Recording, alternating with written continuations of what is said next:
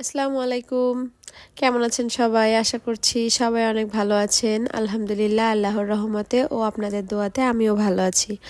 আপনাদের সামনে আবারও নতুন একটা রেসিপি নিয়ে হাজির হয়ে গেলাম, সরষে ইলিশের রেসিপি।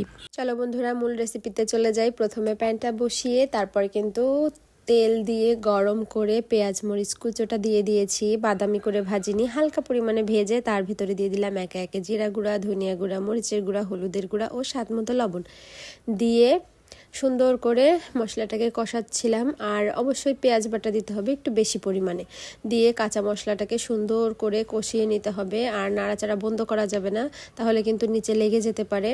তো মশলাটা ভালো করে কষিয়ে নিয়েছি। এ পর্যায়ে মাছটা দিয়ে সুন্দর করে কিন্তু এই যে কষিয়ে নিচ্ছিলাম, এপাশ উল্টে পাল্টে সুন্দর করে কষিয়ে নিতে হবে।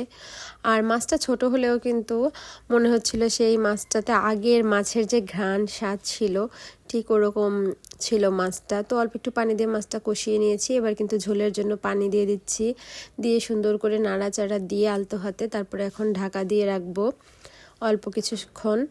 যেহেতু ইলিশ মাছ নরম, এজন্য বেশি সময় রান্না করতে হয় না। এ পর্যায়ে কিন্তু মেন উপকরণ সর্ষে ইলিশের সর্ষেটা দিয়ে দিলাম, দিয়ে আবারও সুন্দর করে একটু এপাশ ওপাশ উল্টে পাল্টে আবারও কিছুক্ষণের জন্য ঢাকা দিয়ে রাখবো। ঢাকনাটা তুলে দেখলাম যে আমাদের রান্না কিন্তু একদম হয়ে গেছে। ইলিশ মাছ রান্না অলমোস্ট ডান।